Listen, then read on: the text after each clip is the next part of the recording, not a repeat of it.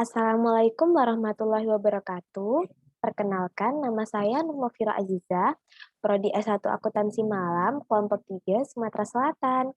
Di kesempatan kali ini, saya akan meresum atau mengulas kembali materi-materi yang telah disampaikan oleh para pemateri pada kegiatan LKM-MTD tanggal 24 dan 25 Juli 2021 kemarin.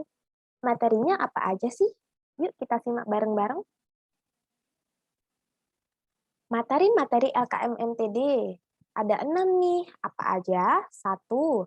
Analisis kondisi lingkungan. 2. Rencana kerja dan kepanitiaan. 3. Administrasi dan kesekretariatan. 4. Pengendalian motivasi. 5. Berbagi pengalaman model usulan dan pelaksanaan program. 6. Pengembangan program kerja. Kita masuk materi yang pertama yuk. Materi yang pertama adalah analisis kondisi lingkungan atau yang bisa kita sebut dengan analysis.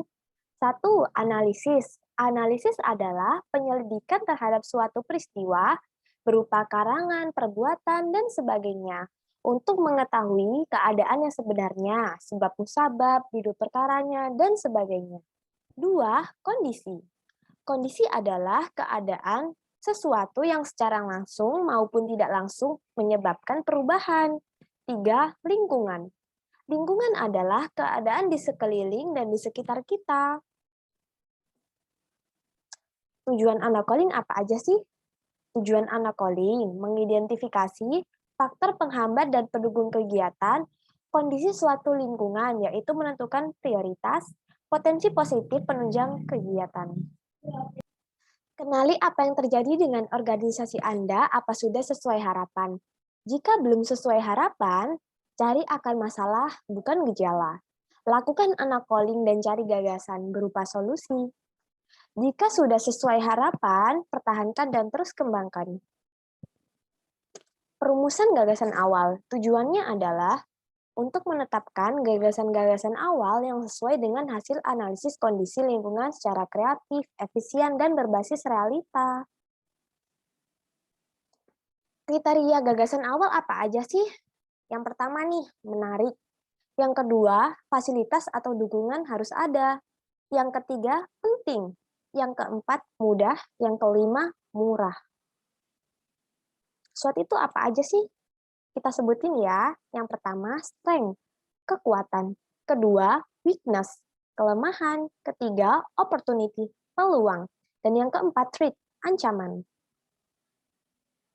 Pertimbangan pilihan kegiatan dalam organisasi dengan kriteria penting mendesak, tidak penting, mendesak, penting tidak. Masuk materi yang kedua nih. Materi yang kedua, rencana kerja dan kepanitiaan. Tujuan pertama, dapat memahami pentingnya rencana kerja dan kepanitiaan sebagai instrumen perencanaan dan manajemen dalam rangka mencapai tujuan dan program-program organisasi.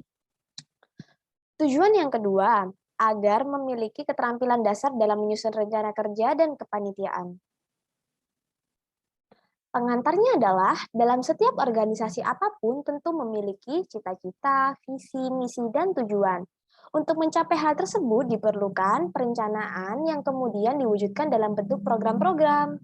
Organisasi di bawah kepemimpinan yang baik akan melaksanakan sejumlah aktivitas manajemen dalam rangka mengoperasionalkan program. Salah satu aktivitas penting adalah menyusun rencana kerja dan kepanitiaan yang baik. Mengapa sih kita harus menyusun rencana kerja? Nah, ini nih salah satu manfaat kenapa kita harus menyusun rencana kerja. Yang pertama, sebagai alat perencanaan dan manajemen yang berujung pada perolehan kerangka kerja atau yang biasa disebut dengan framework untuk perencanaan kerja. Yang kedua, memberikan keuntungan dalam mengukur sejauh mana kemajuan atau keberhasilan yang telah dicapai. Yang ketiga, mendistribusikan pekerjaan pada unit-unit yang ada sekaligus mengkoordinasikannya. Yang keempat, mendorong orang-orang atau unit-unit yang ada dalam organisasi untuk bekerja makin baik. Langkah-langkah menyusun rencana kerja. Yang pertama, membuat rincian tugas dan analisis. Yang kedua, mengurutkan sesuai prioritas. Yang ketiga, membuat tujuan atau target atau sasaran. Yang keempat, menentukan deadline.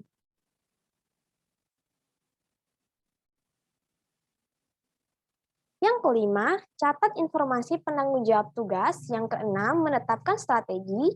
Yang ketujuh, mencatat pihak yang terkait. Dan yang kedelapan, penyusunan dalam bentuk draft rencana kerja.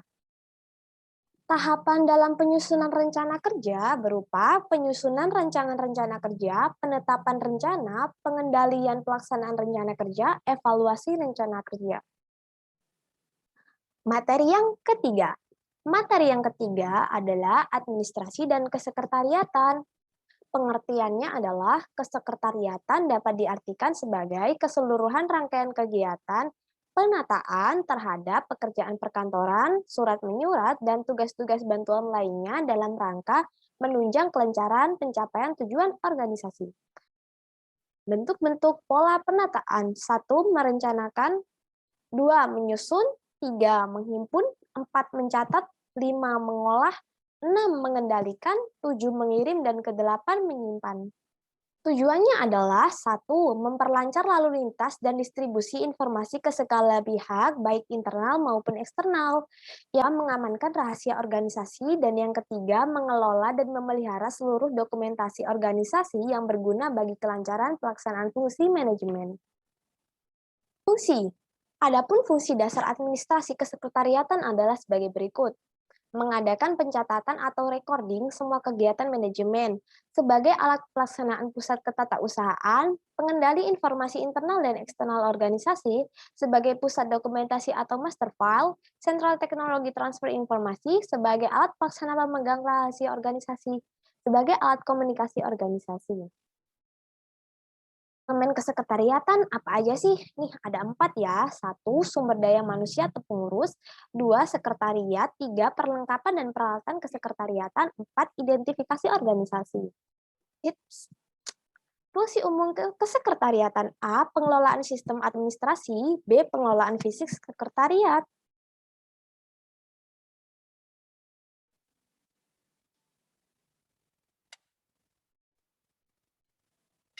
A. Pengelolaan sistem administrasi. 1. Pengelolaan surat, baik surat masuk dan keluar, meliputi standarisasi pembuatan surat masuk dan keluar, pencatatan dan pendokumentasian surat, dan penyimpanan surat. 2. Pengelolaan sarana komunikasi internal. Pengurus organisasi seperti papan informasi atau pengumuman, papan komunikasi, dan buku komunikasi. 3. Manajemen pengarsipan data dan informasi.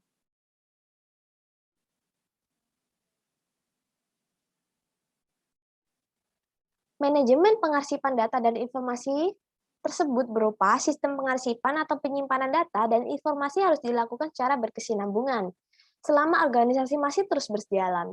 Kemajuan dan hasil-hasil yang telah dicapai oleh organisasi dapat dilihat dari dokumen-dokumen yang disimpan baik dengan rapi dan baik. Sebaliknya, pengarsipan yang kacau dapat menghambat kemajuan organisasi yang bersangkutan. Hal ini dilakukan sebagai referensi kepengurusan organisasi selanjutnya.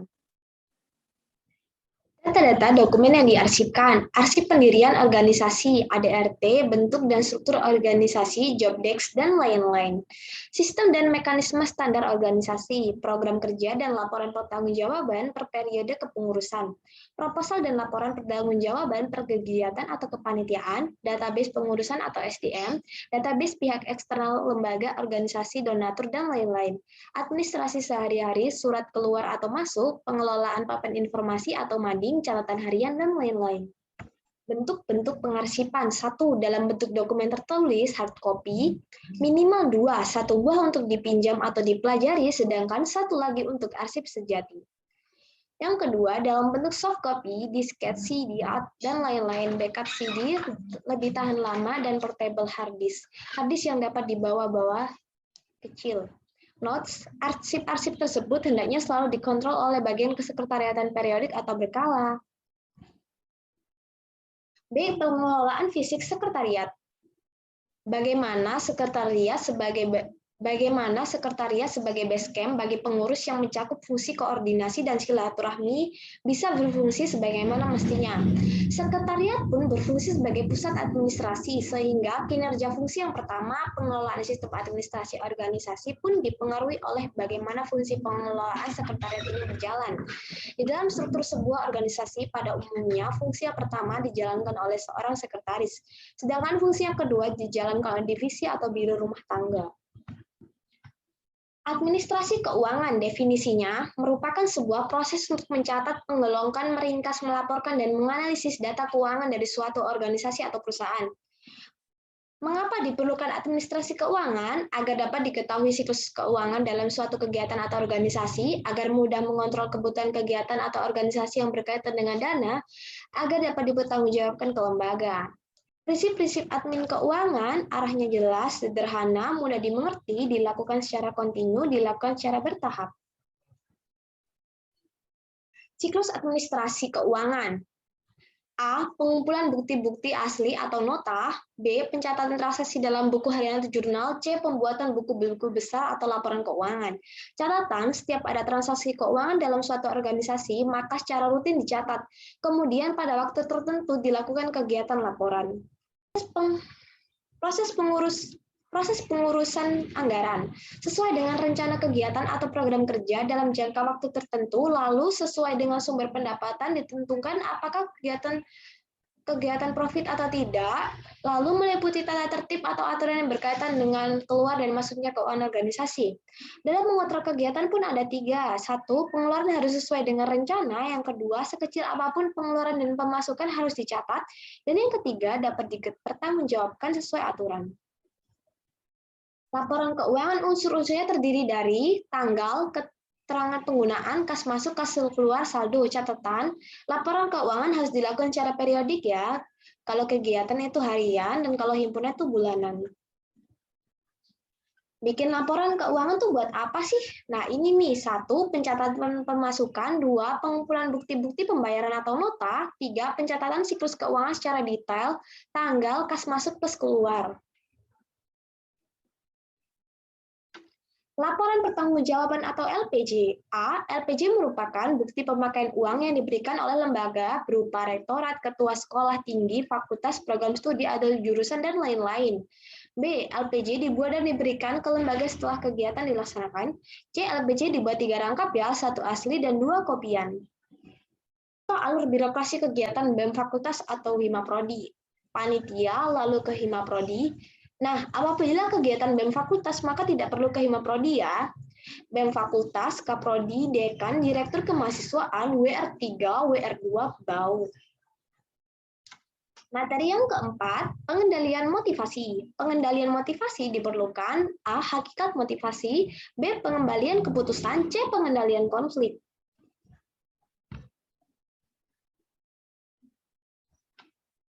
A. Pengertian motivasi. Motivasi adalah keadaan yang ada dalam diri seseorang yang dapat mendorong keinginan mereka untuk melakukan kegiatan atau perilaku tertentu guna mencapai suatu tujuan yang dicita-citakan. Motivasi sangat diperlukan bagi seseorang karena seseorang mau bertindak kalau ada faktor pendorongnya. Faktor pendorongnya itu terdiri dari dengan beberapa istilah. Wish, keinginan, drive, dorongan, urge, desakan, need, kebutuhan, motivation, motivasi atau rangsangan. Nah, ini nih ya, contoh proses terbentuknya motivasi dalam diri seseorang. Gambarannya seperti ini. Dan ini contoh proses motivasi itu sendiri. Gambarannya seperti ini. Pengambilan keputusan. Pengambilan keputusan. A. Pengambilan keputusan. B. Prinsip pengambilan keputusan. C. Langkah-langkah pengambilan keputusan. Pengendalian konflik. Definisi konflik, reaksi terhadap konflik, konflik dalam kelompok kerja, sumber konflik, dan dampak konflik. Dari yang kelima, berbagi pengalaman, model, usulan, dan pelaksanaan program. Soft skill adalah kemampuan komunikasi, karakteristik seseorang, kecerdasan sosial yang melekat, serta kemampuan beradaptasi dengan baik di dalam kehidupan bersosial. Hard skill adalah suatu kemampuan yang bisa dipelajari serta ditingkatkan melalui latihan, pengulangan, dan pendidikan. Masuk ke dalam materi yang terakhir, materi ke-6, pengembangan program kerja. Mencakup teknik penyusunan usulan kegiatan, penyempurnaan usulan kegiatan. Aspek yang mempengaruhi dalam usulan kegiatan berupa kondisi lingkungan organisasi, kepekaan diri, wawasan diri, motivasi diri, visi dan misi, analisis SWOT, kepentingan diri dan organisasi, ketersediaan SDM, dan sumber daya lainnya. Baik, terima kasih atas kesempatan yang telah diberikan untuk mengulas kembali materi-materi yang telah dijelaskan oleh para pemateri pada acara LKMMTD kemarin. Mohon maaf apabila banyak kesalahan penulisan dan pengucapan kata, serta intonasi yang kurang berkenan. Wabillahi taufik walhidayah. Wassalamualaikum warahmatullahi wabarakatuh.